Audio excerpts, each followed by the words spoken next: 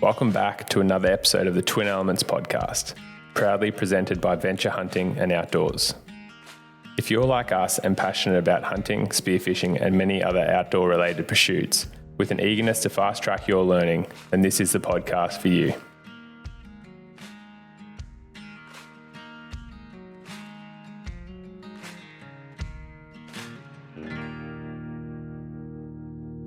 What is happening, legends? Welcome back to another episode of the Twin Elements podcast. Now, this is going to be the first of a little series that we're doing, teaming up with Huntin Fool.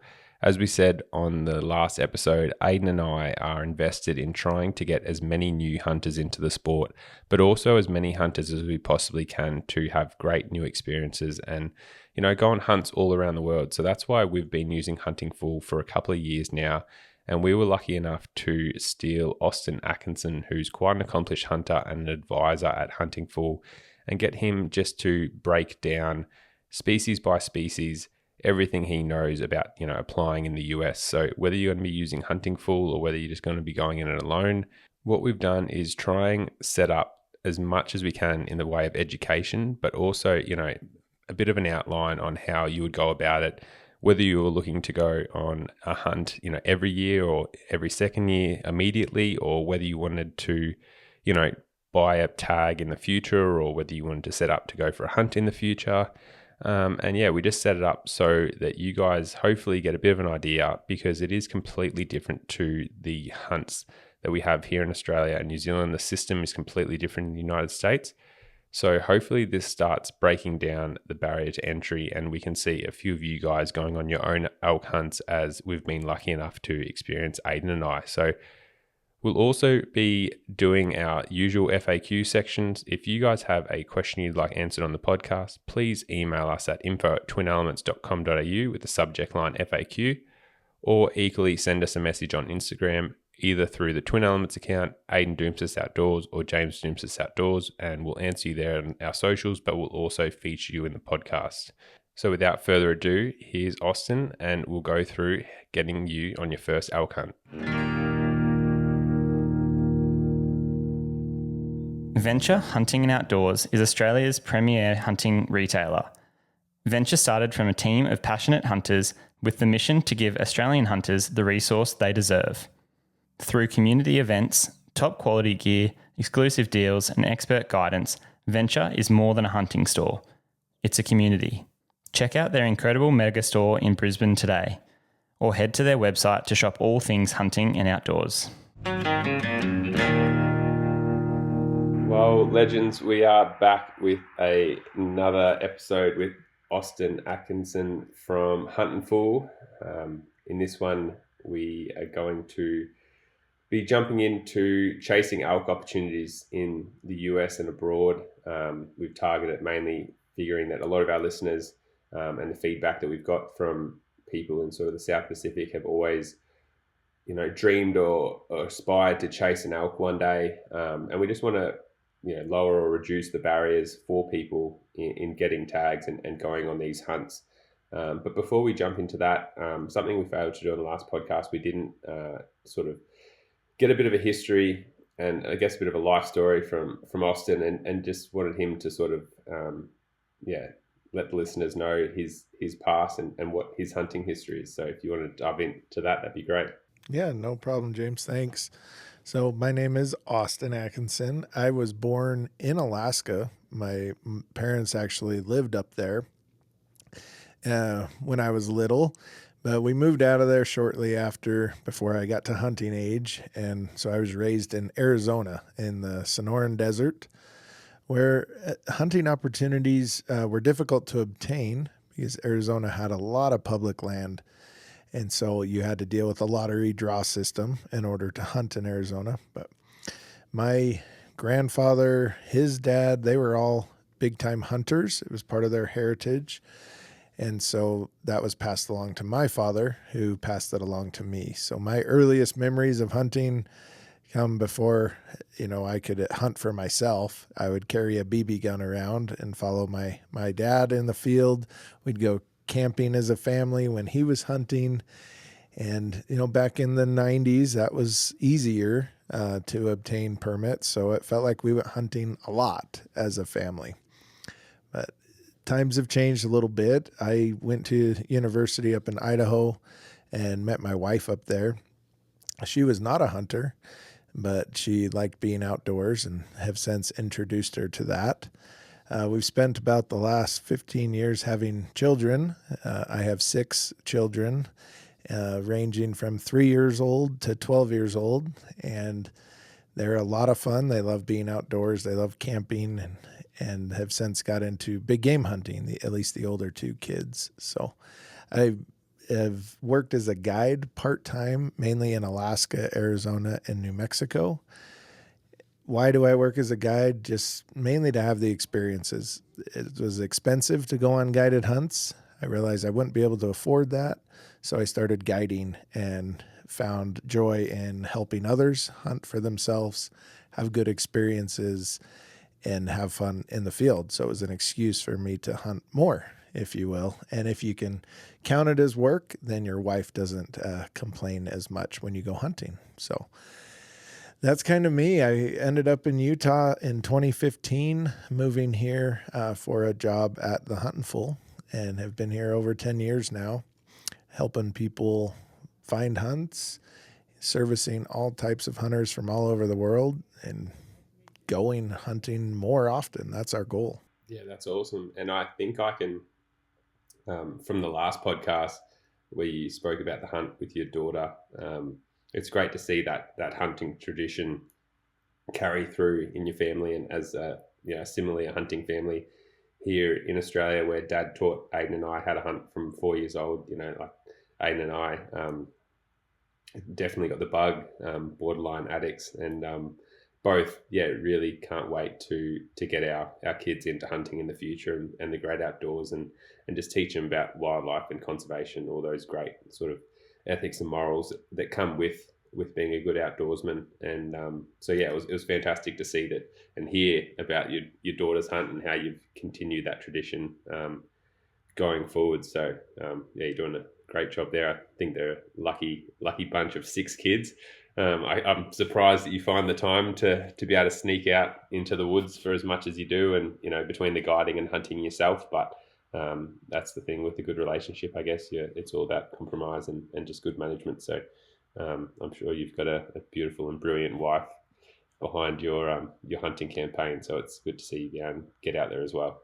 For sure. She definitely supports me. She even let me put my mounted moose up in the living room of our house. So we now have a nice 70-inch bull moose from Alaska hanging on the wall, greeting all our guests that come to our home. So it's probably too heavy for her to move on her own. So it's going to stay up on the wall for a little while. That's so cool. That's awesome. I imagine it'd be quite a statement piece when guests come, especially if they're not anticipating it. But that is definitely maybe not a 70-inch bull. I don't think I could ever afford that. But certainly going on a moose hunt is a dream that I would love to do in the not too distant future. And we'll probably have to get you on in a future podcast to talk about all the different opportunities there with a few more species. But today, what we're going to tackle first is elk. I feel like that's probably the highest demand from our listeners, in a lot of people really not knowing where to start, but always wanted to go on an elk hunt.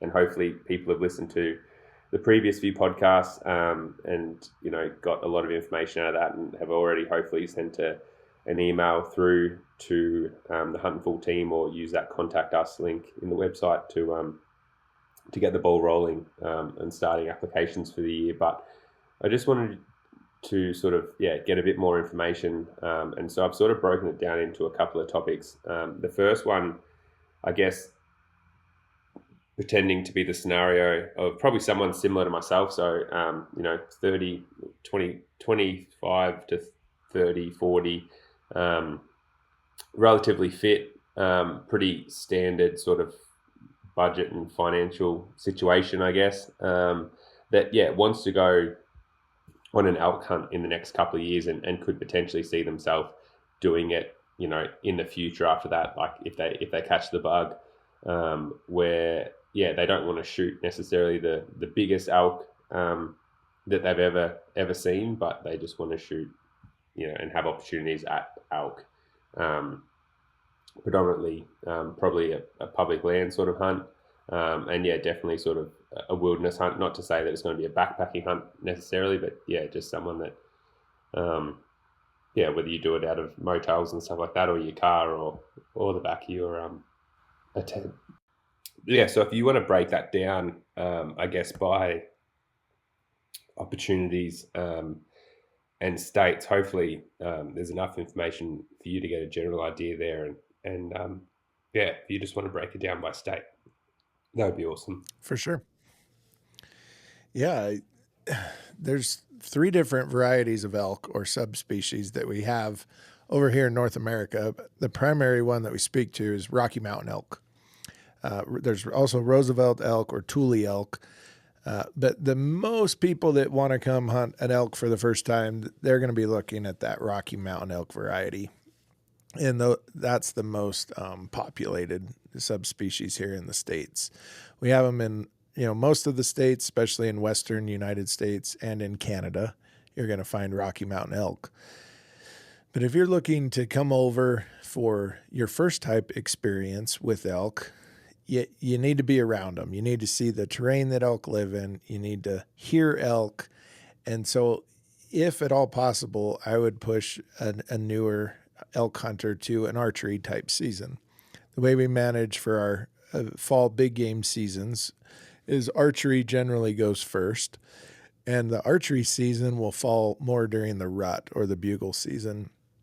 So that's what most people see. If you've watched YouTube videos of elk hunters, you've dreamed of doing that, come on over. And the biggest thing we need to talk about first is how soon you want to come.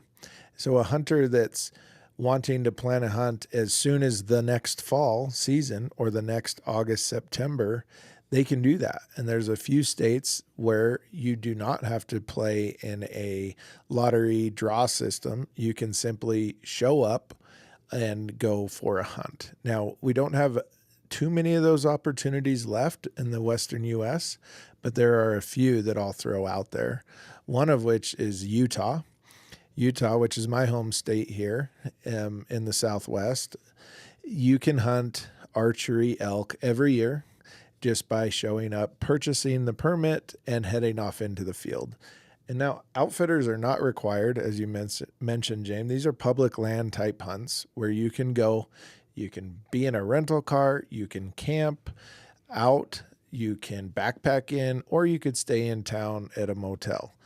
The sky's the limit on a Utah archery general season elk hunt.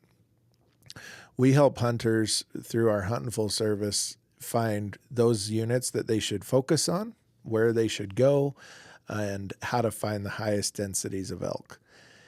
The only difference in Utah is we have 2 different styles of units. We have recently teamed up with Day 6. They design and build specialized equipment for hunters. Their arrows and outsert combos are hunt ready straight out of the box.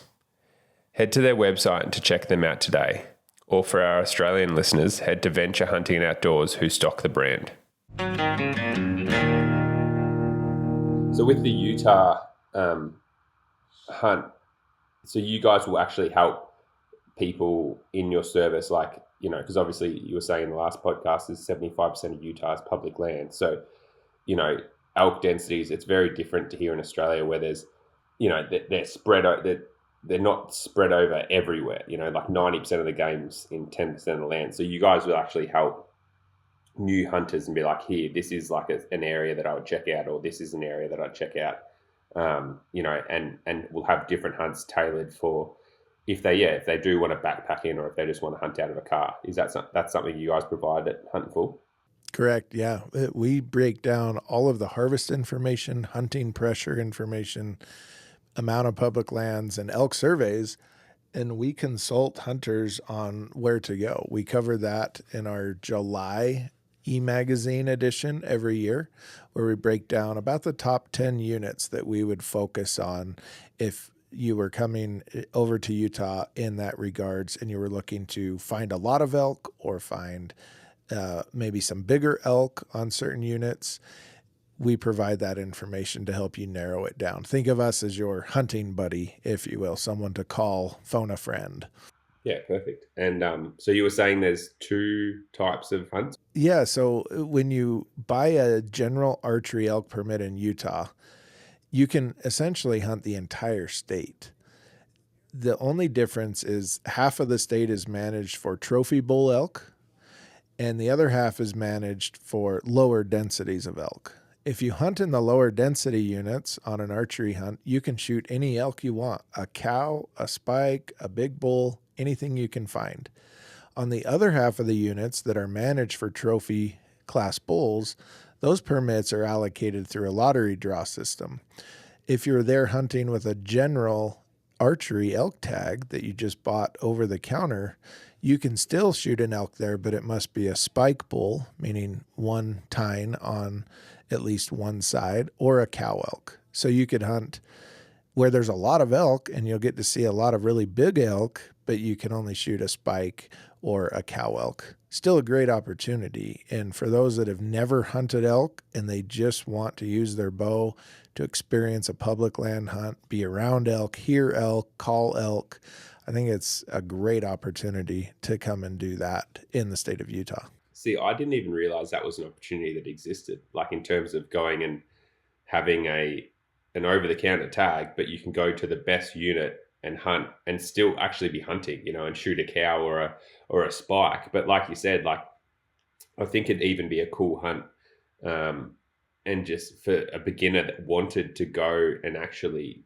like he just experienced the rut. Like you'd almost be having like a Yellowstone experience, but be hunting. Really, if it's anything to think about, like how, in these higher density areas, like I'm sure some of the best hunting may be on private stuff, but I'm sure there's a lot of public land that still have really good elk numbers, and probably a hunt that you could even take your your family on or something like that, because like if it was the densities were that high and the bugling and stuff, like I'm sure that even someone's partner who was like, whether it be a female that wants to hunt and bringing their partner, or whether it be a guy hunting and then taking their partner, like if the running intensity was high enough and you got bulls bugling and fighting and carrying on all around you, and the cows vocalizing and whatnot, like I think I have this strong feeling that if you took most people into the wilderness, and they experience that, like it just resonates, like it impresses everyone, like it's just a natural wonder and spectacle that like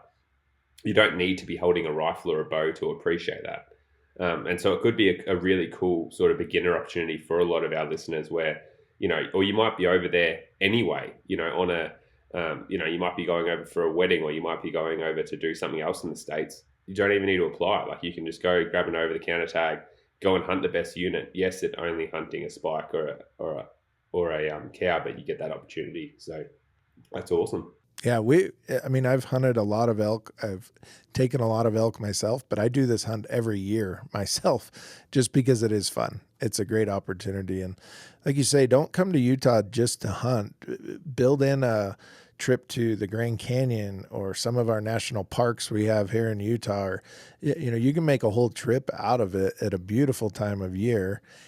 Buy an over-the-counter elk permit and hunt elk as well.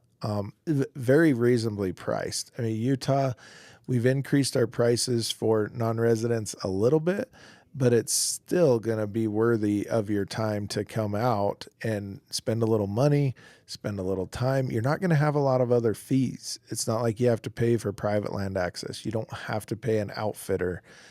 It's something you can do entirely on your own. And so for a non-resident license and the elk permit, you're going to be under $1,000, to do all of that. So a good investment in your elk hunting future and a great way to get your feet wet, knowing that, hey, someday I want a chance at a bigger bull or a more mature bull, but a good chance to come over anyway.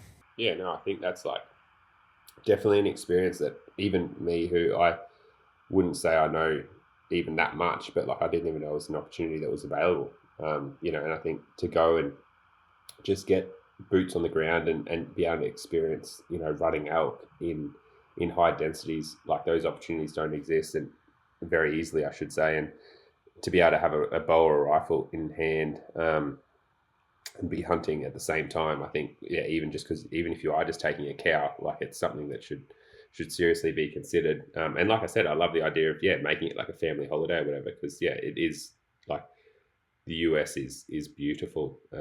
We are going to do a cost breakdown podcast in the future if you did want to go and hunt the US and just break down a few tags, but also just a rough estimate of flights and car hire and motels and all that type of thing.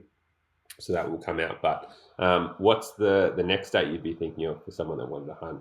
Yeah, the next state would probably be Colorado. In Colorado, they recently took away the over-the-counter archery permits. That's no longer an option in Colorado.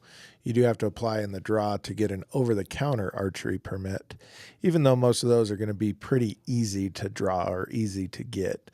But the rifle hunt for elk in Colorado, the bull rifle hunt, is still over-the-counter. So you can hunt a bunch of different units in October or November, and that's with a rifle. And that's a true over-the-counter permit as well. You can show up, go to a license vendor, and purchase that elk license and head off into the field. Plenty of public land, but realize there's a lot of hunters in Colorado. There's a lot of elk, but there's a lot of hunters as well. And you can plan that hunt any year you want to go, even last minute. You could plan a Colorado over-the-counter rifle hunt. As far as comparing just the two we talked about, if you compare Utah to Colorado, I would probably go to Colorado first if you were going to hunt with a rifle. If you were an archery hunter, I would probably favor coming to Utah and trying the over-the-counter hunt in Utah. Yeah, cool. And how does it work with, it's probably not the right way of phrasing it, but like with sort of scaling, like if I had an over-the-counter rifle tag, could I take a bow and arrow in Colorado, or do you have to take, like, do you have to hunt with a rifle? Yeah, good question. So anytime that it is a rifle hunt, or what we refer to as a rifle hunt in the States, it's technically any legal weapon. So you could scale down to any lesser weapon. So most rifle hunts, you could use a muzzleloader, or you could use archery equipment, either compound bow, long bow, recurve bow. Anything that was lesser than a rifle, you would be able to use. Generally, you won't see many people doing that on a rifle hunt, just if the dates aren't lining up with the rut. So when you go to Colorado over-the-counter rifle season, the rut's going to be over. It's late October. It's mid-November. The bulls have left the cows. They're more in their wintering grounds. So it's a very different experience. It would not be as conducive to archery hunting during those dates, but you could. And what sort of draw rods would you be looking at for the Colorado archery now that it's not, like purely over the counter? So what are the sort of draw rods now that they've gone to like a lottery system? Is it pretty good draw rods? Yeah, most hunts are still 50% to 100% type draw odds. So it's not something you need to wait years for, but you do have to play in the draw game, meaning you have to apply in the lottery system in March of that year in order to secure that tag for sure. You're not going to be able to wait until July or August to purchase your permit on the way over to the hunt. You're just going to have to plan earlier. And how has that changed the sort of the hunt itself? Like I know they talk about Colorado archery where it's like, there's thousands of hunters scouring the countryside and you're more likely to call in 10 hunters than you are a bull, and you don't, the bulls are bugle shy and so on and so forth, everyone crying poor and, it's so hard and whatever. Has gone to this sort of a little bit more of a lottery system rather than over the counter. Like, did they do it last year, or is this the first year? This is the first year. So the fall 2025 season this September will decide kind of how that is. The hunting pressure is going to be about the same this year since the permits, the quota was set at the same as participation last year. So we won't feel too many effects yet, but time will tell. No, that's awesome. And so, I mean, there in itself, there's two states that if you wanted to, you probably missed the deadlines for this year. But I mean, other than Utah, where you can obviously just book a ticket today and fly over and buy your tag, tomorrow or the day after, depending on flights. That's fantastic that there is still these opportunities available. I guess in a world where it's just infinitely getting harder to draw these tags, there's still there's still opportunities out there that you can get opportunities. What's the trophy potential like in these units? I guess, like, not that like if people just wanted to get what I would call like a representative or like a decent 6-point or 5.5 bull. What sort of opportunities in Utah and Colorado would you sort of be looking at for that sort of 25 to 40, fairly fit, can give themselves a couple of weeks of archery time, and give it their all and try and capitalize on a bull? Yeah, that's a good point. So if you're archery hunting in Colorado or on the any bull units in Utah, you're generally going to be looking at 2 to 3 year old bulls will be your max size. That's what Colorado's managing for overall. Same on those Utah units. So you're going to be looking at, a raghorn, which would be like a 4-point on one side, a small 5-point. If you killed a 6-point bull on any of those hunts, you'd be doing very well. It's not unrealistic, but it's not what the state is managing for. They're managing those opportunities for just an opportunity for the masses to come out and try it. And that's Colorado as a whole. Even on the rifle hunts, October, November, it's kind of any legal bull is going to get shot. If you pass it because you want something bigger, the next guy behind you will probably take that animal. So it's not a trophy hunt per se in those two states. But I think it's fantastic that those opportunities still exist, and like especially that Utah one where you can go and hunt a cow or a spike in any unit. Like that's fantastic, and I think a lot of our listeners probably, like, there would be a proportion of them that just want to go and get an elk and they don't really care if it's a raghorn or if it's a 350-inch bull. Like, they just love to go and experience it and get an elk on the ground. Is it like, do you know many people of getting these bigger 6-point bulls in Utah and Colorado? Like, is it, I mean, everyone sees like the videos on YouTube of the guy that accomplished the impossible and get a 350 bull or something like that. But is it, is it possible? Is it more just like hard work and probably going out into the backcountry or having a bit of knowledge and experience on where to go and locations? Yeah, it's not so much just going super hard or hard work as it is. There's some element of luck to that. You've got to be lucky. If you hire, say, an outfitter that has horses that can take you back into some deeper country away from the roads, that's going to, of course, increase your chances. But just realize the state is not managing for that size of bull. So if that size of elk or age of elk, more than anything, slips through the cracks the year before, there's a good chance he'll get killed before you get a shot at him. Still happens, but got to get away from the roads and get lucky. No, it seems to be the familiar story across all public lands in every state, really. Like, find those places that people can't get to, and that's sort of where the big bulls hide. But yeah, it's great that there's still states out there that have those opportunities for people that want to experience it or just fill the freezer within the US. We all know when it comes to great tasting coffee in the outdoors, look no further than Dog and Gun Coffee. But the same great tasting coffee can also be enjoyed in their whole bean variety in the comfort of your own home. Rounded out with their incredible hog chockey, Dog and Gun has something for everyone. Use code TWIN10 at checkout for $10 off your first order. Discover your brew of choice today. What would be the next state of choice that we'd be looking at? I think we have to talk about the state of Idaho is important to talk about, and that's a state that used to be truly over the counter for all non-resident elk tags.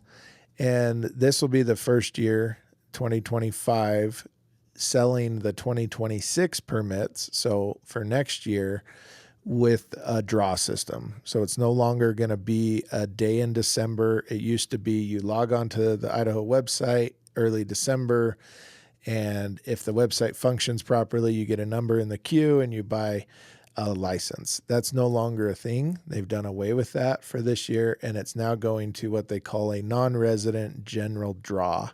So it's going to be a lottery draw, but it's not going to be very difficult to draw some of these permits, but it's going to be more fair than the website system that's been a disaster.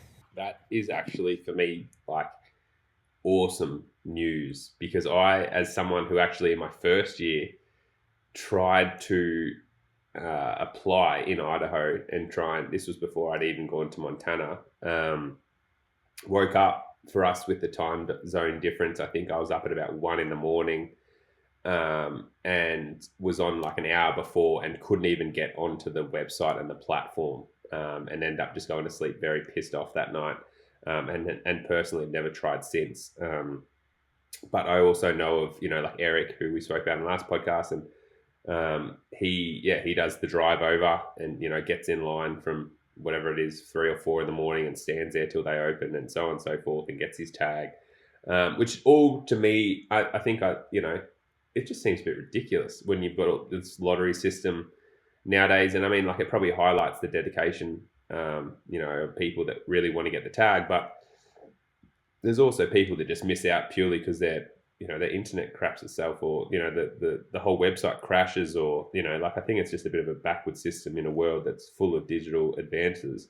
So for me personally, hearing that, it may mean that I'm actually probably going to try and hunt Idaho next year.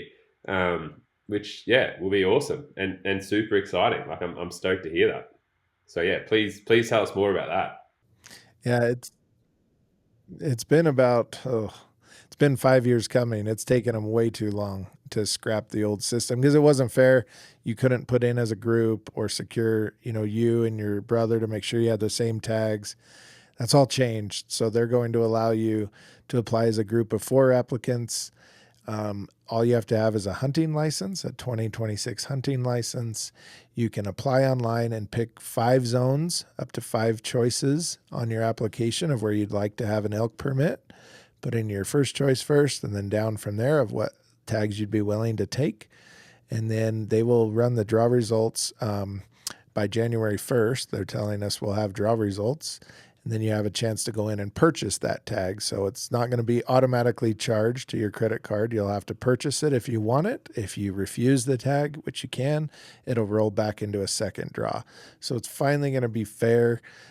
These tags are not going to be super difficult to draw. Some zones may be harder than others, but at least now and you can plan ahead that, hey, I've got a tag, because they're not selling at vendors anymore. They're not selling online on the sale day. It's going to be a 2-week window. Submit your application online at your convenience and wait for the draw results. Oh, I think, and that's the thing, like having, even just knowing that on January 1st that you've got a tag in your pocket for elk, like just in terms of your hunt strategy, I think that is going to change the game and alter everything for us, because, like even I know this year, Aiden and I have both drawn, luckily, just general tags for deer and elk in Montana, and I've got 6 points in Wyoming, which we ended up pulling out of that draw because the draw was later than the Montana one, and we've decided to focus purely on Montana just because we obviously film all our hunts, and it was logistically going to be a bit hard to get there,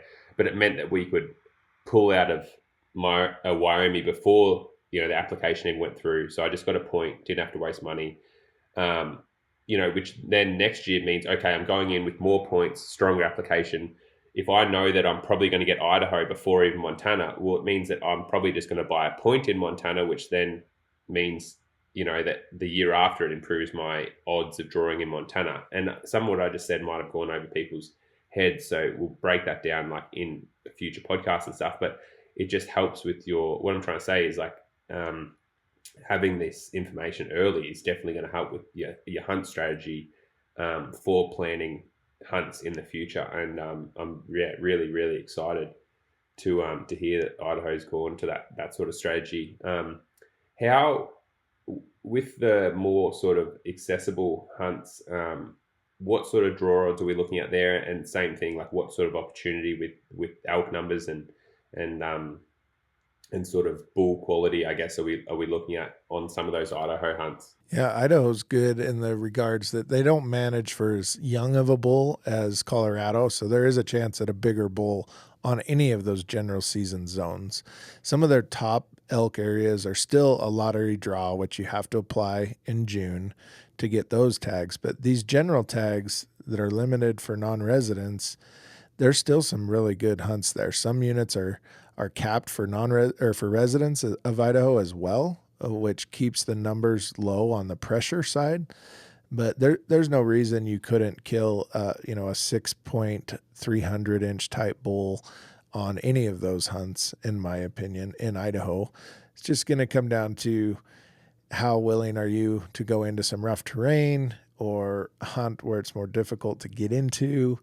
Do you have access to horses on some of the wilderness units? I mean, every unit is very different in Idaho. They have everything from agricultural corn and potato fields, in the hills surrounding that, all the way to some of the nastiest, steepest country in the wilderness that you've ever seen. So Idaho's got it all. Elk live throughout all of that. They've knocked the wolves back considerably. It's kind of open season on wolves, and that's helping elk numbers. So it's a good state to put in your pocket as far as no points needed, no planning ahead, just the December before your hunt, you apply in the draw to get a general tag. Yeah, wicked. And what so with Idaho, is it a hunt that I, as someone, just say in this scenario, who has never applied before, would you suggest that it's going to be better off done as and it probably caters to what type of hunt they want, but is there spots that you could do it from like a motel or the back of your car, or is it going to be better off as one of these sort of more rugged backpack wilderness hunts? It's probably half and half, and the good hunts are everywhere. The elk are where you find them. There's elk in the sagebrush hills, not far off the highway. If you put that zone or a couple zones as one of your first choices on your application, you could be looking at a pretty easy hunt. Fly into Salt Lake City or into Boise, drive up from there with a rental car, and you could go on a hunt on public land pretty easy. The archery season is obviously the preferred season because you get to hunt the month of September. If you choose the rifle season on those zones, they're going to be into October, November, and they'll be more difficult because there's no rut activity. But if you're willing to hunt archery, those Idaho general elk tags are pretty good. And it's probably something that I don't know will the draw odds now that it's gone to lottery, like the draw odds aren't changing at all. Like they give the same amount of tags to those generals, whether it was on their crappy computer online system or whether it was a lottery. That's correct? Yeah, the quotas are going to stay the same for this year. That is correct. We just don't know how to anticipate the demand. We know the demand was high in years past because the website would break and a lot of us didn't get the tags we wanted. But now going to a true equal fair draw, we don't know what the demand is going to be exactly because now we're forcing people to pick and they get 5 choices. So we'll see after this first year what the draw odds are. We're tracking that, but this first year in December will be telling. And I think this probably highlights one of your services that you provide at Huntin Fool. But so with picking those 5 options, really, and this may be wrong, but so the first person gets drawn in the lottery, which you say is luckily enough me.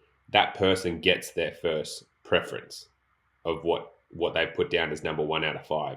If you're the 10,000th person that gets drawn, we'll just say your first option's taken, your second option's taken, your third option's taken, your fourth option's taken. Okay, we'll give you your 5th option. Is that sort of how it's going to run? Yeah, what they'll do is there's a couple different ways to look at draw choices, but how they will do it is they'll go through everybody's first choice in the whole application pool and award everybody's first choice. And then if there's still tags remaining after everybody has received their first choice, then they'll go to everybody's second choice and look at all second choices. And they'll just keep doing that down the list until all tags are exhausted and the quota is no longer. Once it's given out, then there's no more tags to give. I know last year when I actually didn't draw any tags, because there was a bit of a confusion between Aiden and I, he said that he was going to apply, and so he was going to apply for all units that were like he was going to do Montana, for example, which I'm sure we'll talk about soon, and all these other ones, which he then never ended up applying. I only applied for a lot of limited entry that were harder to draw, like very low draw odds, because it was because he'd come with me the year before and we'd had that 20-day hunt and filmed it and so on and so forth. I sort of said, well, next year's your hunt. And so we end up him not applying, got no tags, me applying for really hard limited entry stuff, got no tags. So we end up missing that opportunity. And we could have gone to Colorado and Utah, but obviously after hearing your stuff, there is the potential for bigger bulls in those states, but obviously mainly catering for opportunity. We sort of took the opportunity to pass up that year and go and do some bantang and buff hunting here in Australia, that a hunt I'd always sort of wanted to do as well. But yeah, I think it highlights having a pretty good hunt strategy, catering for all different hunts, and having multiple different sort of strategies all aligning for what states you want to be hunting in this year and what states you want to be hunting in the future as well. What would be your next state of choice with trying to chase an elk in the not too distant future? Yeah. Those are kind of the states that we just talked about that are very short term, meaning like the next year or the next available season. You could plan to go on those. The next step up would be what I would call like a short-term draw, meaning you're going to have to play in the draw for a couple of years, jump through the hoops to get the permit you need, but it's not a lifetime or a long-term strategy. And so those two states would be Wyoming and Montana. And Montana is going to be the shorter-term one. You should be able to hunt elk in Montana every other year or every third year, if you're willing to get the general license and go on your own. And Montana runs arguably the most complicated system in the West as far as the drawing goes. We spend a lot of time consulting on that, but Montana is still a decent mix of public lands, private lands, accessible lands, remote lands, has a little bit of everything. And they offer a general elk license, which, like I say, you can get every other year or every third year. And they also offer limited licenses, which is basically an endorsement permit that goes on top of your general license to allow you to hunt a special area. But just the general is what I'm talking about here. Short term, let's hunt it often, but you do need to plan a year or two ahead to make sure you get that license in time. Yeah, with the general tag, what was it? Because it's a bit of a weird, like you said, Montana's system is so convoluted. So last year, what was the draw odds on having 0 points and applying for the general?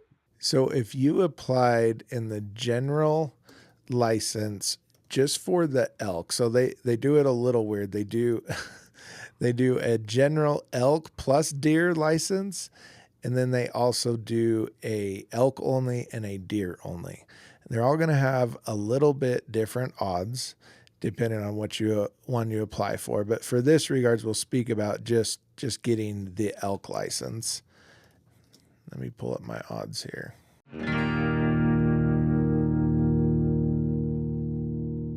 Atlas Wild helps to fuel your outdoor adventures. My personal favourite is the peach iced tea in the Rise, which is caffeinated and keeps you ultra focused while on the mountain. The electrolytes and B vitamins in there prevent muscle soreness and means that you can back it up on these extended hunts day after day.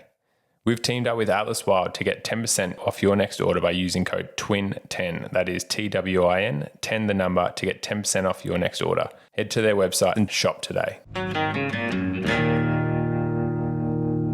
Yeah, so for the elk license in 2025 in Montana, it took 2 preference points to guarantee that you would draw, but not everybody withdrew with 2 points. It was about 84% with 2 points. And then in their screwy application system, they skip over all those with 1 preference point. So their odds were basically nil. And those with 0 points or their first time applying had about a 53% chance of drawing that general license. So you could draw your very first year applying. But what I would recommend is the December before you're going to apply. So say December 2025, you're anticipating hunting Montana fall of 2026. You would purchase a preference point the end of December for $100. That gives you 1 point. And then when you apply in the drawing in March of 2026, you would buy your second point on the way into the draw. It's the only state where you buy your point before you apply or as you apply in the drawing. And so that gives you 2 points, and you would be pretty much guaranteed to draw that general elk license for the hunting season of 2026. So it takes about a year in advance of planning to do that properly, but that would ensure that you have that license for the next year. Yeah, and I'll try and explain that again, because it was a concept that for me, I just couldn't wrap my head around. So it's like, if you apply with 0 points, then you've got a 53% chance. If you apply though, you're not purchasing a point, right? Which is an important thing to note. So you either buy a point or you apply. So if you apply with 0 points, 53 chance, you're flipping a coin. If you go, I'm not hunting this year, I'm just buying a point, you then have 1 point. Next year, you buy a point before the lottery takes place. So you would then have 2 points. And the way that it works is they allocate some tags to people that have 0 points, and they allocate some tags to people on like a preference point scale. So the people with the most points get the tags first. So if you've got 2 points, then all those tags get filled, all those lottery spaces get filled by the people with 2 points. If it's your first year applying and buying a preference point and you've only got 1, you completely miss out. So it's this weird thing where it's like you either go in with a 50-50 or you are planning for hunts and you hunt ahead. But it's almost a guaranteed hunt if you do buy a point. So that's where like all these strategies and Huntin Fool service is really good, because so this year, for example, Aiden and I are hunting Montana, but you can start creating strategies in other states and stuff like that. Same thing, if you're like, hey, I want to hunt an elk next year, get in touch with Huntin Fool, get them to organize buying a preference point for you in Montana. And that just means that next year you've got a really good chance of drawing either, the elk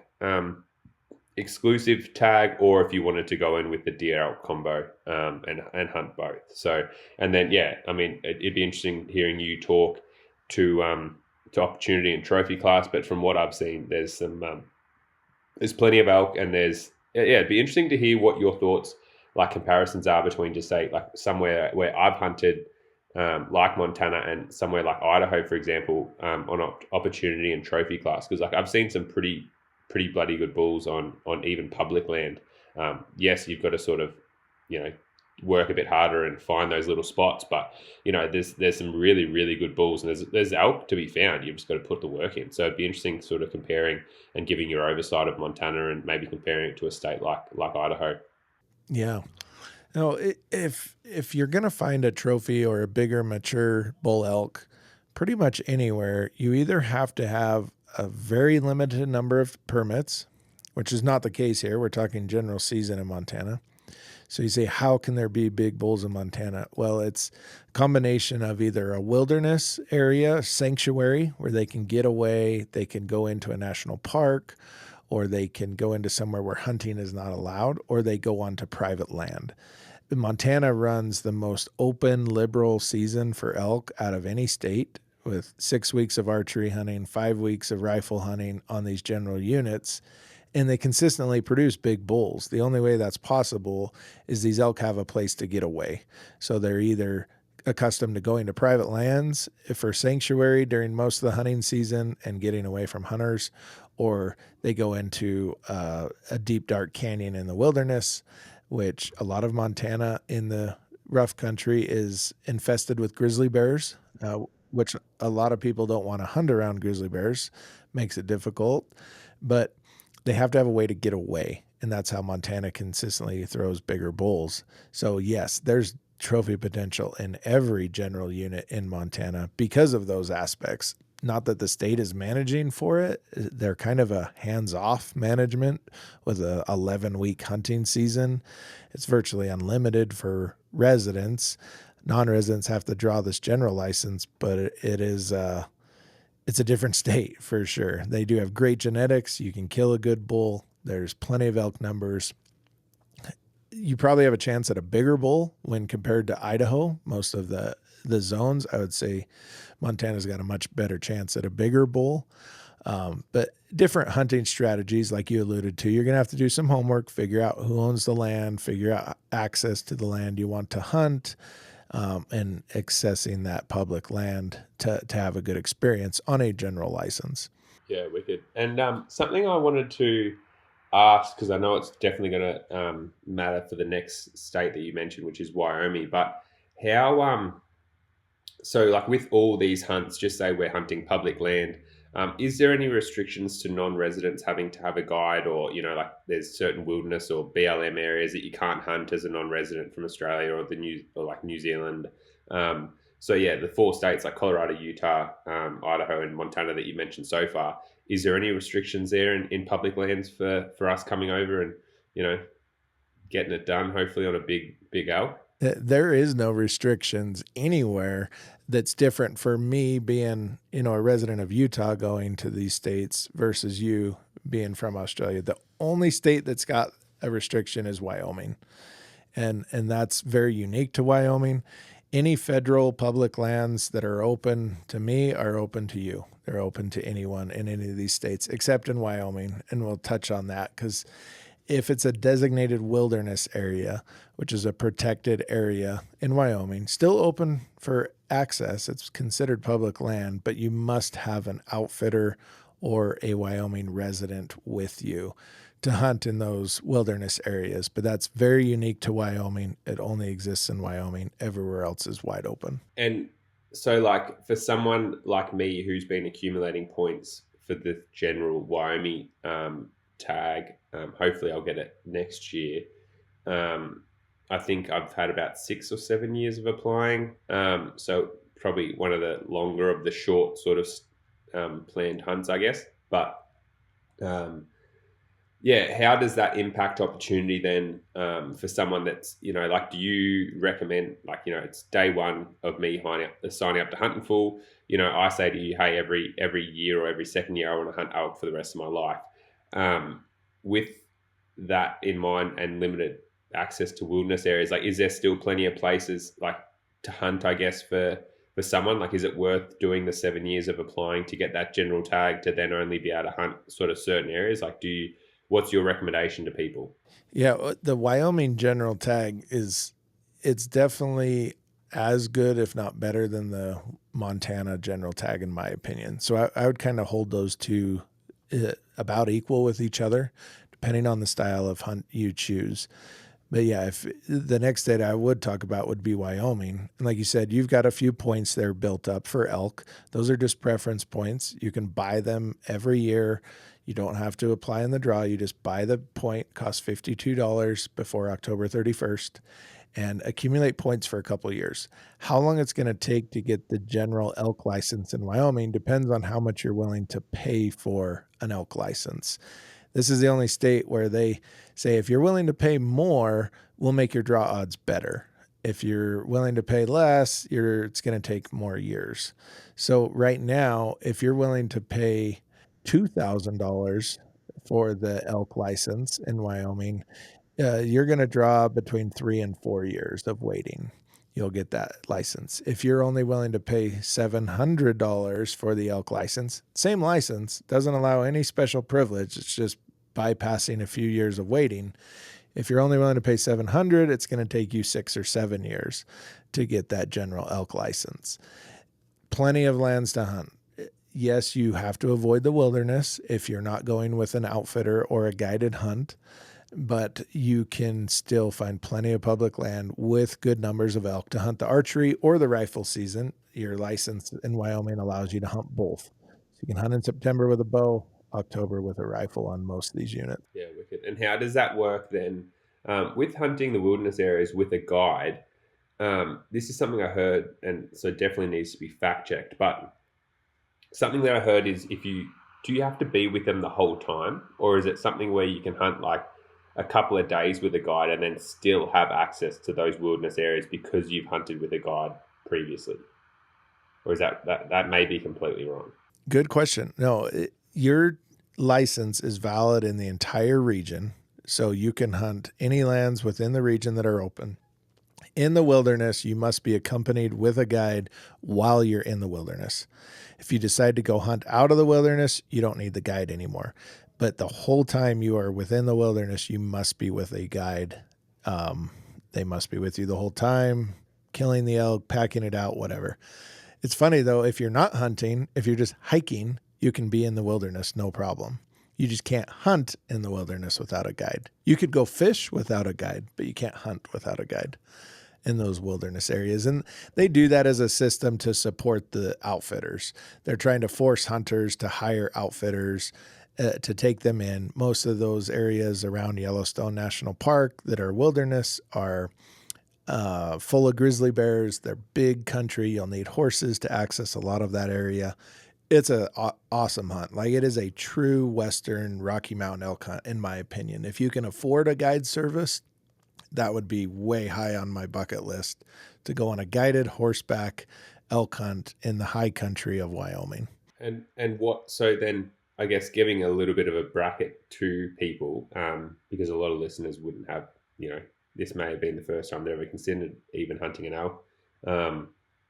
If you were to go and do a 7-day horseback, canvas wall tent backpack hunt in Wyoming, in one of those wilderness areas, how much would you be looking at? Okay, and I realize that's like, from the guy that just got, or girl that just got their outfitting license to the best that's ever lived in 10th generation Wyoming guide. Like, what would be sort of a standard price, you'd think, just so people can, maybe start saving and have in the back of their mind for this sort of hunt?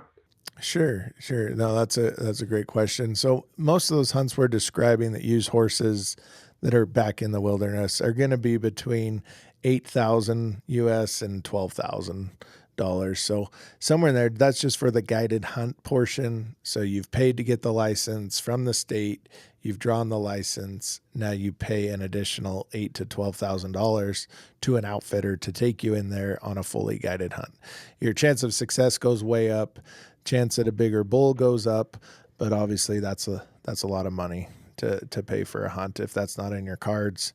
Can you still have a good hunt not with a guide? Of course. But I think it's just good to note for some of these people that, and we'll probably get onto it, in the future, like scenarios and stuff, but people that want to hunt, that next level of bull, they might only want to do one elk hunt in their life, but they also want to experience, the Rocky Mountains. They want to experience the horses. They want to experience bugling elk and all the rest of it, and willing to spend the money. They may be an older female or gentleman, and they want a bit more luxury and all that type of thing. So it's good just sort of starting to paint the picture of the options that are available for hunters.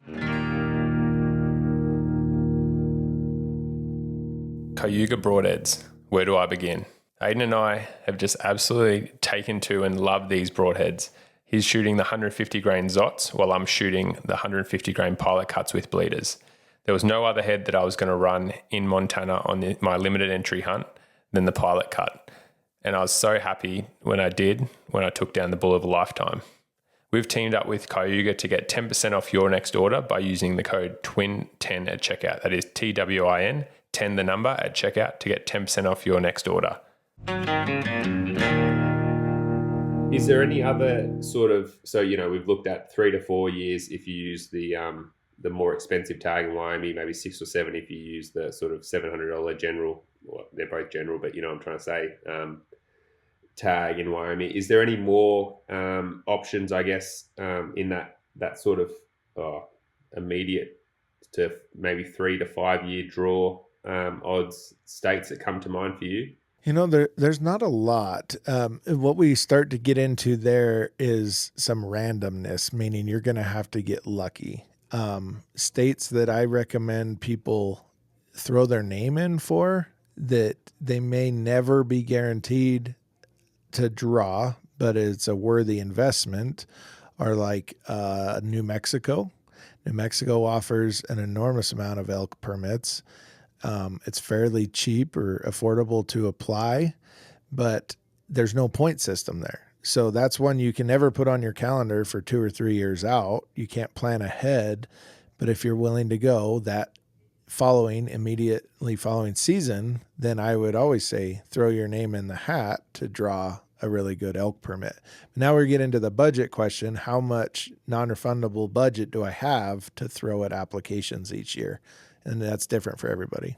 Yeah, because that's the thing with New Mexico. It's definitely one of these ones that you're just in the lottery like everyone else. So there's guys that have been applying for elk tags and whatever else tag for 50 years, and you've got the exact same draw odds to draw those tags. And yeah, like Austin was saying, so with New Mexico, you've got to front the money for the tag in advance, and I think you got to do that for Montana as well. I believe, is that correct? That's correct. Yeah. So with Montana, I think the tag what's the tag cost? I think it's about $1,200 Australian. So that would be, $800 US. Is that something hitting home, right? What's the tag cost? No, for Montana for the deer and elk combo. Montana for the deer and elk, out of pocket, you're about $1,300 US. Elk only is about $1,100. So yeah, there you go. So it's $2,000 really for Australians and New Zealand people if you want to hunt the deer elk combo in Montana. And then so what's the what is it in New Mexico for because the problem that gets me with New Mexico is they actually offer quite a plethora of different species there. So, and because you've got to front them all, they've got like Aoudad, they've got ibex. So, for me, it's quite a big bill. But if someone just wanted to go and hunt elk, for example, over there, an elk and deer, just say, what's the fee that you've got to front up for New Mexico? Yeah. For New Mexico elk, it's about $1,100 US now to apply for elk. They keep your money for 3 to 4 weeks. If you don't draw, you'll get 1,000 of that back. So your net cost is about $100 US if you don't draw New Mexico. If you do, it's about 1,100. So, and that's all these states are playing with prices. How much can they increase it and get away with? But usually about that $1,000 mark is what you're talking for an elk license if you get it, purchase it, or get drawn across most of these states. Yeah, cool. And with New Mexico, it's probably a state that I've never really, I've always sort of just let Eric apply for me. And if I said I want to go and hunt elk in New Mexico next year, what sort of odds would you be looking at in trying to get an elk tag in New Mexico next year? Because that's a true random state, there's really no guarantee. You could say, I want to draw, I'll take the worst permit available in the most, the worst elk area. You're still not guaranteed to draw.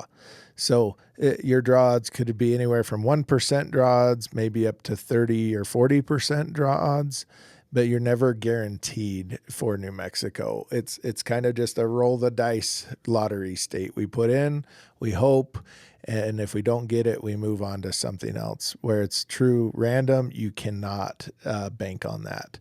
If you say, how do people go to New Mexico? And they go every year. Well, what they're doing is buying landowner tags. So they're bypassing the draw, buying a tag from a landowner who is compensated with tags available for resale. And so they sell those. They can cost anywhere from $5,000 to $20,000, and you can buy that tag and avoid the draw. But the draw is the most economical way. You just got to be lucky. Yeah, and we'll get into the buying tags and stuff in the future, but I think that's so far like a very good summary of sort of that that keen hunter that wants to be hunting, have that 1 to 5 year plan in a lot of these sort of these units, just be amongst the elk, have a tag in their pocket, go and chase elk every year or every second year. And yeah, I think you've really done a great job in highlighting, especially the differences with opportunity and trophy potential. And, you know, by the sounds of it, every state you can do from a hotel room or from a or motel room or from the back of your car or in a tent. So yeah, I think that's an awesome breakdown. I think the next one or sort of demographic that I wanted to sort of think about is someone that probably from a finance point of view, but also also potentially just a time. You know, I'm quite a busy business woman or man. You know, I got a family with 6 kids. You know, anything like that where they're like, look, I've always wanted to hunt an elk. I can't hunt an elk every year. I'd love to do one hunt or maybe 2 hunts in my life for them. But I would also like to shoot a bigger an elk, just say a 300 plus inch bull. And obviously you can get that done on all the general tags that we've just spoke about and opportunity sort of states that we've just spoken about, but more tailored towards that someone that wants to just go, and I'll probably, if you don't mind, split it up into someone that wants to sort of save points for 10 to 15 years and go and hunt a bigger bull. And then the last topic that we'll probably talk about is someone that goes, hey, I'm turning 50 next year. Or 60 or 40 or 20 or whatever. I've got the money and I want to hunt a big elk next year, you know, or in 2 years, for example, and talking more about opportunities there. So those are probably the 2 classes of ladies and gents that I'm thinking of doing. Do you want to tackle them? Maybe that person that's looking to do a hunt in 10 to 15 years? Yeah, I think that's a good question. And I would tell somebody that wants to do that, you know, don't just wait for something better, thinking you're guaranteed if you're going to play in the draw system. So some of the states we already talked about, like Utah and Colorado, if you don't want to do the over-the-counter hunts there, you can apply for a limited draw or build a few points and wait. The problem is we've had so many new applicants over the last 10 to 15 years that there's almost no guarantees for those big trophy hunts anymore on a 10 to 15 year window. So what I would tell someone is if your schedule would allow you to come over the following season and hunt, if you got lucky in the draw, then yes, I would add the states like Utah, I would add Nevada, I would add Arizona and say start applying there. Yes, you will receive a point if you're unsuccessful, but you're never going to be guaranteed a really top unit tag. And so that's where our consultations, our advisors will have a frank conversation and say, what are your expectations? If you really want to shoot a 350 inch bull elk, that's a tall order to play in the draw system. Yes, it's going to happen from multiple states, but you're going to have to be lucky in the draw. Even waiting 10 to 15 years is not going to guarantee you an elk permit in Arizona, in Nevada, in Utah. It's just not going to guarantee it. So you say, well, what states do I apply and build points in? Well, Wyoming still makes sense. A Wyoming 10 or 15 point unit to draw is going to be better than a general season unit in the sense there'll be fewer people out hunting, more of an exclusive opportunity. So you could be looking at a bigger bull. So yes, Wyoming, I would build some more points. Montana, I would build limited points, not the preference point for the general tag that we talked about earlier, but bonus points they have for their limited drawing, knowing that 10 years from now, those points are going to be worth something and I could draw a limited type unit. Still have to be lucky, but my odds go up substantially. So it really isn't a strategy where I would say put it on your calendar for 12 or 13 years from now. The game will change 12 to 13 years from now, especially if you're just starting out. If you're willing to hunt archery, I would say take the next 10 years to learn how to hunt better with your bow and arrow, to, focus on that, because more archery opportunities exist than there are for, rifle hunts, especially during the rut for elk. So I would always work backwards from a budget on a 10 to 15 year plan. Say, are you willing to spend $1,000 a year out of pocket, non-refundable application fees? If the answer is yes, then we will look at the states that fit into that $1,000 budget. If your budget is $2,000 a year, then we'll add a few more states. But I would never guarantee a really good hunt that far out. The general hunts that we just talked about, Montana, Wyoming, those ones are great opportunities. Are they worth putting off an elk hunt for 10 to 15 more years to get something better? Man, it's only marginally better. It's not much. And I would say the best elk hunters that kill the biggest bulls are the ones who go more often, or as often as possible.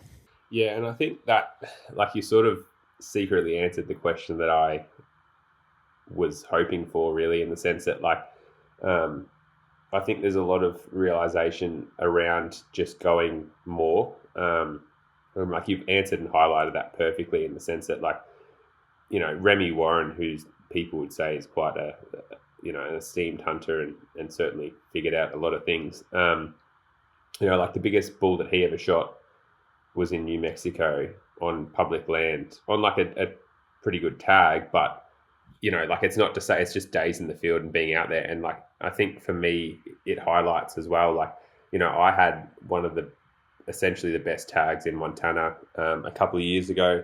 And yeah, like, I had that big magical number in my mind and wanted to shoot this huge bull. And we did have opportunities on, like, incredible bulls. But there's nothing guaranteed. Like, there's nothing to say, like, after 20 days of hunting and having one day left, like, I almost went home without a bull. And even then, like, it sounds silly, there was no doubt in my mind we weren't going to get a bull, but it was probably a dumb thought from me.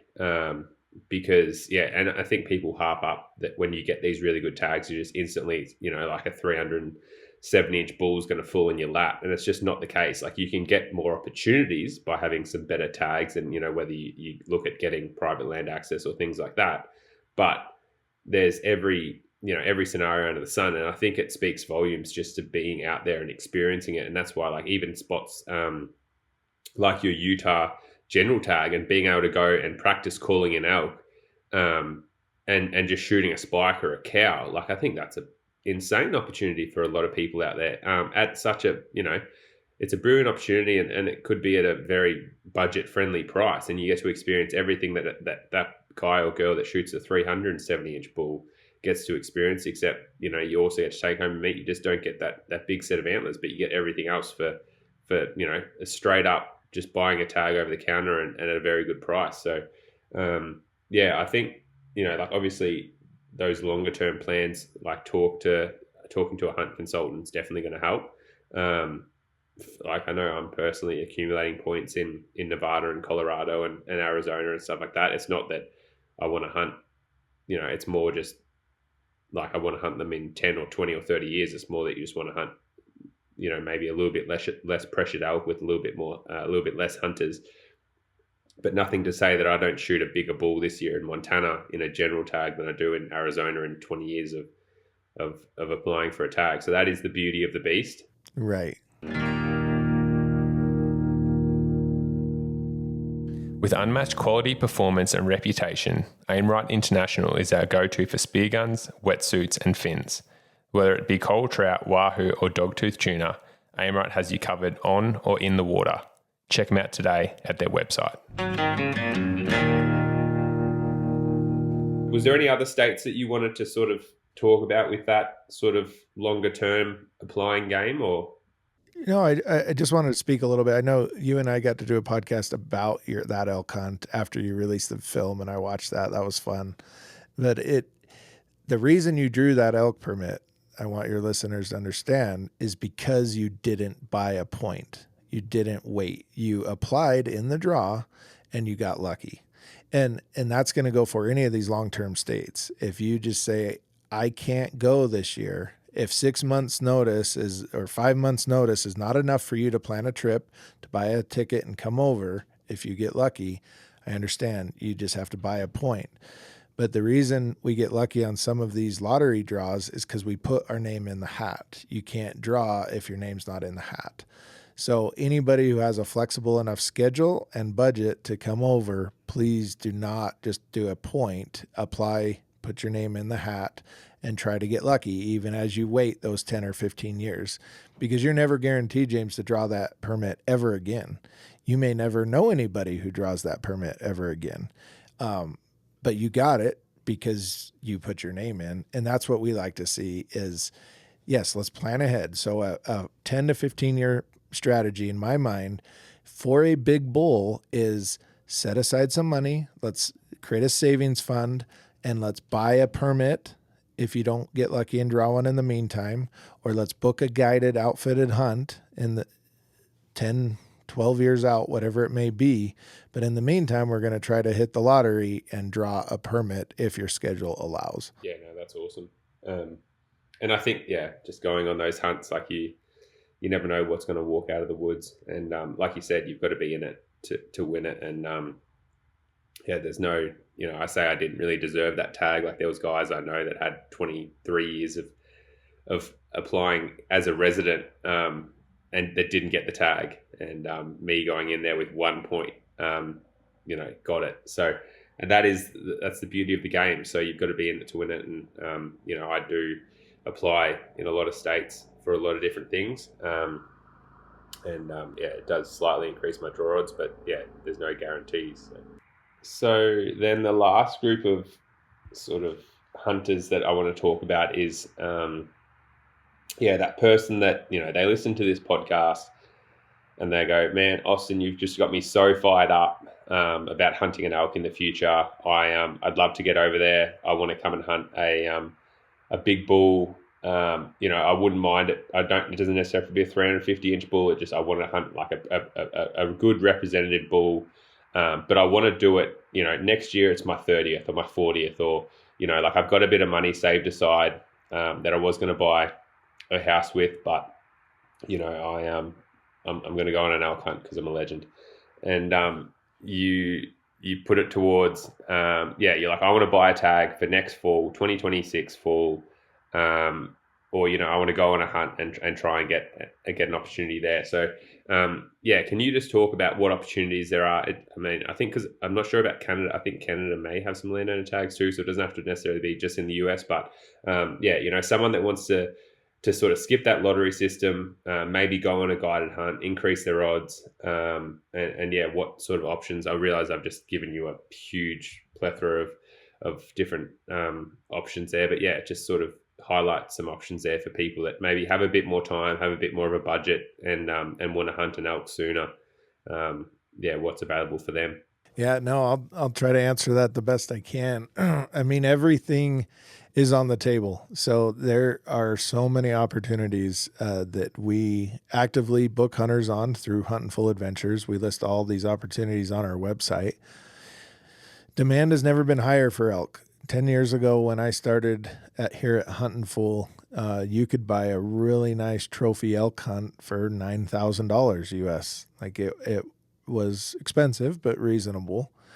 That's assuming you don't have to draw a permit. That's just buying privilege, either a landowner voucher or private land access. You're buying your way to a guaranteed hunt, meaning you can plan it on the schedule and go.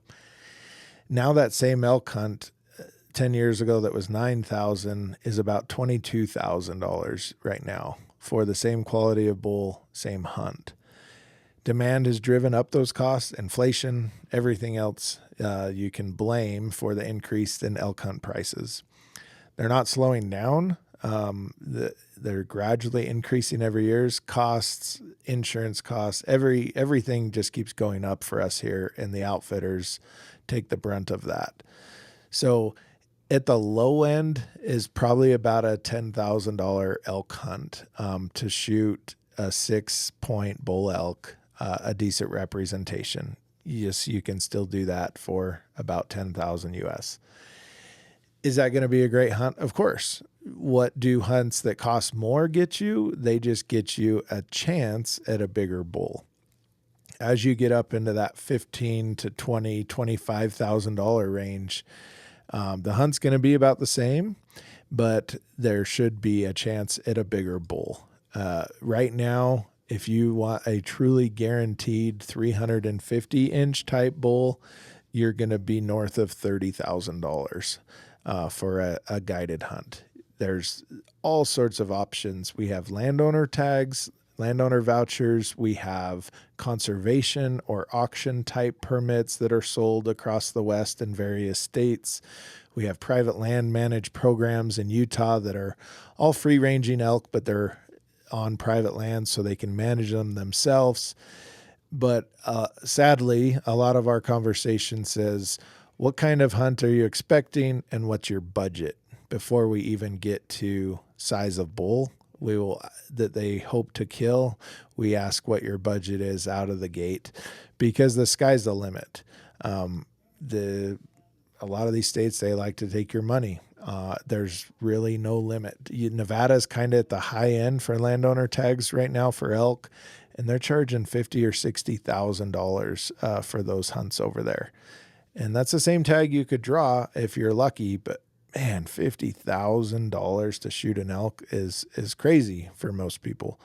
So sky's the limit. There's never been a bigger range than there is now. You can definitely save some money by going to Canada or going to Texas for free ranging elk, just because they're not the classic areas that you think of elk hunting. Not as many people want to go to Canada and hunt elk. So you can save some money there, maybe about $10,000 cheaper than it would be in the States for the same size of elk. So opportunities abound, from horseback to four-wheeler to lodge cabin to, everything that you can imagine is available. But it sadly comes down to your budget more than anything. And how does it work with these landowner tags? So, I think Wyoming's got landowner tags, or that may be like outfitting tags, and I think New Mexico has them that they allocate them to, landowners to compensate for, is it, like an abundance of elk on their place and, potentially like crop damage and that type of thing. Is that sort of right? Why do they have landowner tags? How are they allocated, and which states have them? Sure. Man, every state's a little different. So in New Mexico, the program is if you have land that allows elk to use your land, eat your fields, destroy your habitat, if you will, use your habitat, then they will award that landowner a certain amount of vouchers they can resell. Same thing goes in Colorado. They can do the same thing.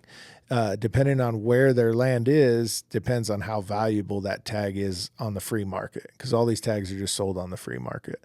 So Colorado has that. Wyoming has landowner tags, but they're for family members only. They can't resell those. So we kind of forget about that. When you go to Montana, they have outfitter preference, so they can make sure you draw that general license a little easier to go hunt on landowners' property. So they're not really a resold permit. In Utah, all the landowner permits are generally sold at auction. So you can go on an online bid site and submit your auction price. Some come with a guided hunt, some are just the tag, and you can obtain those. But they're going to start at about $20,000 and go north of there. Same with Nevada. Arizona has no landowner tags. And then Idaho does have outfitter allocated tags. So they're given to the outfitter that basically bypass the lottery draw. So you can book a guided hunt in Idaho and they will hand you the tag when you get there. But sky's the limit on prices. I know that's not a perfect answer of this is how much money I have to spend to get this size of bull, but the demand is off the charts. If I had more 300-inch bull hunts available for sale, I could sell them all tomorrow. They're just so limited in number if they're reasonably priced, because everybody wants to shoot an elk. Yeah, and I think what this podcast has really tried to do is just open people's eyes to the endless opportunities and also the endless options for going on just an elk hunt. You know what I mean? Like so many different states, so many different rules, and it really emphasizes the the service that you guys provide at Huntin Fool, and like hopefully it's illustrated just how valuable you guys are in breaking down each state and opportunities in each state, and like even like I said initially, like coming up, like once you draw a tag, coming up with that hunt strategy to enable you to have the best hunt possible. Where it might take you years to go and find that little honey hole, but you guys might be like, no, go into that area if you want to get a bull. Which I know for me with Eric has been priceless. Really, like I can't emphasize enough how much he's helped me on previous hunts. But yeah, I think another little sort of demographic of human that I just thought about as well is if someone draws one of these hunts, like in Montana or Idaho or Colorado over the counter and stuff like that, like how much, but they said, look, I'm from Australia or New Zealand. I've never done that much backpack hunting. But I've just got like an over-the-counter tag in Colorado, well, essentially as close as you can get an over-the-counter tag in Colorado, and I want to have a guide come with me for a week so that they can just like sort of teach me how to call and increase my odds of maybe even just getting an elk. What sort of prices then are you looking at? And I realize there's a huge spectrum here as well, but it may just be a bit more of an affordable hunt, for someone where it's like, look, I want to go on a hunt, same thing next year. Don't really care what size bull I want, but I've also never done a backpack hunt, and so the concept of, in Montana there being grizzly bears, for example, like I'd love to know that there was a guy sleeping in the tent next door and, that with the experience and, all that type of thing. So what are you looking at for just like a general sort of guide or outfitter that on some of these more easier to access hunts? It doesn't necessarily have to be like full canvas wall tent. It could just be like a backpacking trip or even just hunting out of a motel room, what are you sort of looking at their price range? Yeah, generally about $4,000 to $8,000 for a guided hunt like that, where they'll provide some level of camp or lodging on the mountain or in town, but they'll show you around, and you're going to be light years ahead of just starting out on your own. Overall, the majority of our clients don't hire outfitters. The majority of Huntin Fool's clients are do-it-yourself guys or DIY guys. They want to go on their own. They want to experience it.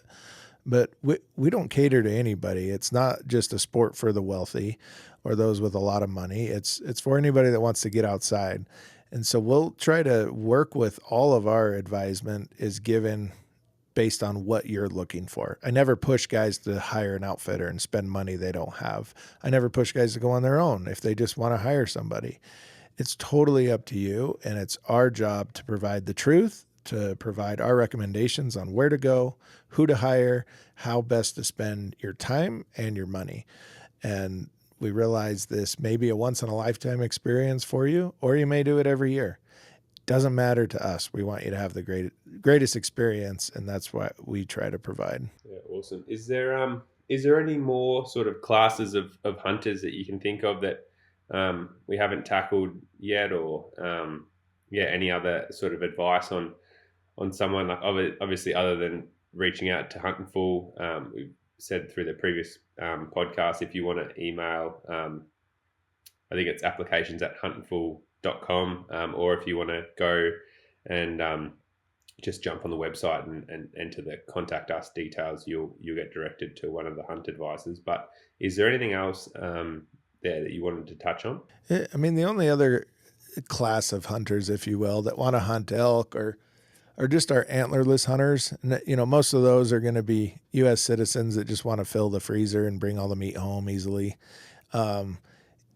Cow hunters, cow elk hunters, trying to look for just opportunities to get out and kill something or to make the most of their time when they're on a hunt for something else and put a cow elk tag in their pocket. And that's how we manage elk numbers in the States, is we kill cow elk. We kill bulls, based on, that's a kind of a social aspect to hunting. But when we want to adjust populations, we kill cow elk. So all these states have cow elk hunts. They're easier tags to get. They're cheaper guided hunts, but fun experiences. So that's the other type of elk hunts we do, just depending on if someone wants to just kill something, if you will. But the hunters that we don't like to consult are the ones that get paralysis, basically by analysis. They analyze everything too much. They think too much. They want to just push it off and say, maybe someday, maybe someday. Well, then you realize you're older. That someday comes and you don't have an elk yet. So don't be paralyzed by all this information. Plan something. Put it on the books. Save for it. Set some money aside. Whatever you got to do. Elk are not going away, but they're not getting any cheaper. Whether it's a lottery application strategy or it's booking a hunt with our adventures program, like, please hunt elk while you still can. You never know what's going to happen. The future is not guaranteed. So let's go elk hunting. That's kind of my pitch to most people. Yeah, no, that's perfect. And I think an awesome wrap up for the podcast here. Like, there's obviously a wealth of knowledge in this now, where it really highlights all the different options.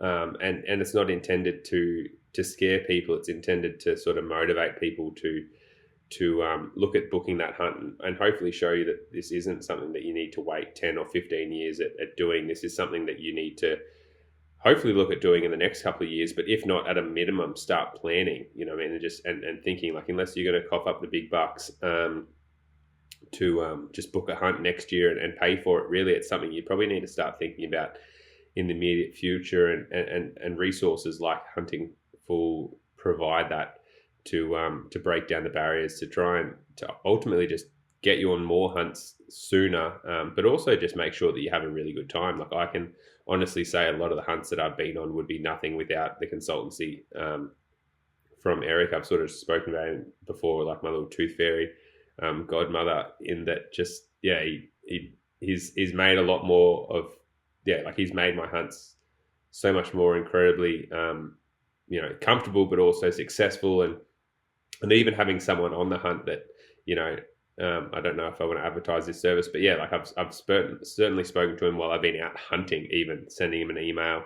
And if he's not hunting, he'll send back. Like, the team has been so good, and everyone that I've spoken to, from, the ladies in the back, as I say, that do the finance stuff, or all the hunt advisors, has been so welcoming and so educated, and they've just got so many options and everything available that you could even think of. So if you're interested in booking an elk hunt or organizing an elk hunt at some stage in your life, I couldn't speak more highly of reaching out to Huntin Fool. So make sure to we'll put the actual link to Huntin Fool in the show notes in the bottom, so you can just click on that, or if you're driving, listening to this podcast, don't do that, but go on your laptop tonight and either send them an email or use that contact us link and get your get the party started, and hopefully getting an elk, or one of the other species that we're going to tackle. We're going to do a few more of these in the future, breaking down. We've got antelope and deer next, and then also going to go into moose, caribou, and probably the sheep stuff. So a bit of a series coming here, but you guys need to get in touch with Huntin Fool and get the ball rolling on getting on some of these Western big game hunts. It's something you need to experience in your lifetime, that's for sure. For sure. Yeah, thanks. I hope that gets everybody excited for it, and you can bet in September I'll be in the woods chasing elk somewhere. Yeah, perfect. Well, thank you so much for your time once again, Austin. From all our listeners, we really do appreciate it, and hopefully someone's lucky enough to potentially get you as their hunt consultant in the future, and you can help them, get them on their first hunt for an elk, or maybe help them upsize on getting a bigger elk. But once again, thank you so much for your time, and I'll talk to you again soon. No problem. Thank you.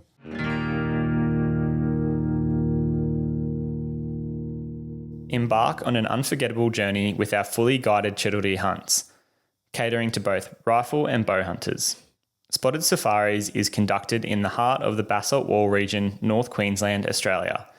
We specialise in catering to all experience and fitness levels of our clients, providing trophy stag chiddle hunts as well as beginner focus adventures and meat hunts. With over 15 years bow hunting chiddle deer, our guides know these animals and the grounds they hunt like the back of their hands. With chances at a mature basalt boar as a bycatch and some spectacular wildlife viewing, there really is something for everyone at Spotted Safaris. Inquire today by emailing spottedsafaris@hotmail.com or simply send them a DM on their socials. Well, what a fantastic podcast. I think it just goes to show that there's always plenty to learn. Not that I think or thought that I knew, everything to know about elk hunting, but just talking to someone with as much experience as Austin just shows that, there's plenty of little things to pick up, especially state by state and rules and everything like that. Like there's just so much to the application process over in the US and just trying to get as many opportunities as possible. But hopefully you guys learnt a lot. Hopefully, it's motivated you guys to jump in there and go and start applying for elk. There is a couple of deadlines that you guys can still apply for if you are thinking about getting points, potentially going on an elk hunt in the next couple of years, which Aiden and I would definitely advise. If you haven't learnt already, it's not something most of the time that you just jump in and do. It's something that does take quite a lot of planning. So if you would like to set up with Huntin Fool, there's two ways you can do it. So like we said, you can jump on the Huntin Fool website and go to the contact us and set it up there. Equally, if you email applications@huntinfool.com and just mention Twin Elements, you'll get 25% off your first year of applying there, and someone will refer you to one of the hunt advisors. So they've got heaps of advisors, all very experienced guys and girls, and they will start helping you set up your hunt strategy. What we're going to do now is jump into our FAQ, our listener question that's been sent into info@twinelements.com.au. So if you want a question, please send that into our email with the subject line FAQ, or send us a message on the Twin Elements, Aiden Doumtsis Outdoors, or James Doumtsis Outdoors Instagram account. We'll answer you and we'll feature you in the podcast. So this week's question is, what is the best way to train for hunts, especially leading up to a US hunt in September? What do you guys do to train outside of the norm? So thank you for sending that one in. Obviously Aiden and I, we hunt fairly regularly. I'd say I probably hunt maybe twice a week. So keeping fairly fit, carrying all the camera gear around and everything like that in a backpack, my usual day backpack probably weighs, I'd say 12 kilos, which is, fairly heavy for a day bag. But so that's probably the first one, just regularly hunting. All my hunts are fairly big. I'd say, not intentionally, just hunting bigger properties and stuff like that and trying to cover as much country and learn as I can. That keeps me relatively fit. I also, don't play sports anymore, but do try and run as much as possible. But I think the best answer to this question is definitely a Stairmaster. So recently I've just purchased one to have at home, which may seem excessive to people. But when you're as diehard and as committed as what we are at Twin Elements, that was just sort of the necessary step for me to be able to train as much as I wanted to. And even though I do have gyms, 10 minutes from my house with Stairmasters, it's one of these things that, to do 100 floors only probably takes me about half an hour. So if I can save 10 minutes drive each way, well, that's an extra session that I could, get in during a week. And it just means that instead of maybe me doing it 3 or 4 times a week, I can maybe do it 5 or 6 times a week, which all these little things add up. So my current plan at the moment, and this is just what I've come up with. So for the first couple of weeks in June, the first week in June, I did just sort of body weight, I guess. I did 5 sessions in the first week, and that was just like 100 to 150 floors. And then what I've since done is just increase it slightly from there. So the next 2 weeks, I pretty much put my normal day pack in there, and just did that for, about 10 days or so. I think I had about 7 sessions in that. And that's just really just building the legs up, because it is, using a Stairmaster is, it's the same as walking up a mountain, but it's actually, I'd actually say it's harder than walking up a mountain, because you don't really get that break or repeat, there's no benches, there's no slight decline in elevation or anything like that. It's just up, up, up, up, up. And so, I find it really, really difficult, as I'm sure most people do. And so, I'm just trying to build it up slowly and get my muscles to get used to it. The last thing I want to do is actually do an injury. And, I've started far enough out that I don't need to just jump in and put 20 or 30 kilos on my back and start training. So that's how I've been doing it. I'm now up to, I've got rid of my, all the gear in my pack, and I've just put 15 kilos in the pack, and starting to do that. I'll probably do that for a week or two. And then, coming into the start of July, where I've still got probably 2 months before the trip, that's when I'll start doing 20, 25 kilos on my back. The benefit of having it at home, and something I want to get into, is increasing the weight, but also increasing the duration. So what I've been trying to do is just average sort of 100 to 150 floors at the moment, with how much time I've got present, and sort of go from there. And I've just been watching Meat Eater on my phone. Actually, it works out quite nicely for an episode or an episode and a bit to how many floors I need to walk. But the benefit is, what I can actually start doing, because it's in the comfort of my home, is actually sort of replicate what it would be like to take an elk quarter out or camp in or something like that, where hopefully I plan on actually getting up to maybe like 30 or 40 kilos and really sort of pushing it after a couple of months of training, and sort of do maybe 250 to 300 floors, but do it while watching a movie. So, do it over like 2 hours, and really almost replicate that real life situation where, you've been accomplished, you've shot an elk, and now you've got to carry it out of some deep, dark canyon, which was very familiar to me after my first elk, and get that elk quarter out. So, bit of a long-winded question, but that is how we are training for the US. Hopefully this year I'm going to be the fittest I've ever been leading into this hunt. We do have a couple of tags. It's going to be all public land hunting, so it's going to be quite difficult. We're probably going to have to go deep back in there, and I just want to have no doubt in my mind that my body is prepared as much as it possibly can be for this hunt, and hopefully we can be successful because of that. So thank you for sending that listener question in. I'd just like to thank you guys for all the love and support that we've had with our prints the last couple of weeks.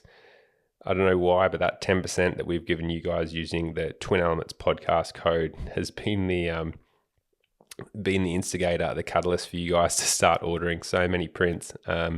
Just the last couple of weeks we've had a heap of you guys order prints. So thank you guys for supporting the Twin Elements brand. And we know it's you guys here on the podcast because you're using the Twin Elements podcast discount code, which we've only said here. So once again, thank you so much from Aiden and I. We really, really do appreciate it. Another thing to get excited about is we have our Northern Territory Adventure YouTube series about to start in the next couple of weeks on our YouTube channel. So that will be dropping as usual Wednesday, 6 p.m. Australian Eastern Standard Time on the YouTube channel. And that hunt, it covers buffalo, boars, and bantang up in the Northern Territory. I think it's probably our most action-packed series we've ever done. Especially the boar hunts are absolutely insane. Just an immense amount of action that you guys really, really need to see to believe. But they will all be dropping on our YouTube channel. If you haven't subscribed already, please do, to support us here at Twin Elements, and just to keep up to date with all the films that we're dropping. One for the calendar is Venture Hunting and Outdoors are celebrating their 1 year anniversary in their Springwood store in Brisbane. Aiden and I will be there to celebrate, and that's going to be on the 9th and 10th of August. They've got a heap of prizes to give away. They're doing a heap of demos. It's going to be an action-packed event. Make sure to come down, say hello, come and say hi to Aiden and I. We love meeting you guys off the podcast, and just come for a chat. Come support the industry. This community event is going to be a big one. So if you're in the area, or come and make a trip out of it, come and say hello, and hopefully we'll see you all there. Lastly, as usual, thank you guys for all the love and support through our socials, and especially here on the podcast. It's crazy to think how quickly the podcast has grown and how great the community has become. Like, Aiden and I are getting messages daily now from people, just loving the podcast, saying how much they've learned about particular episodes, and just sharing your success and hunts stories with us from things that you've learned on the podcast. Especially, we've had a lot of new bow hunters and hunters in general just reach out during the rut, but also since then, and just say, I got my first red deer, I got my first fallow, I got my first boar, I got my first goat, whistled in my first fox.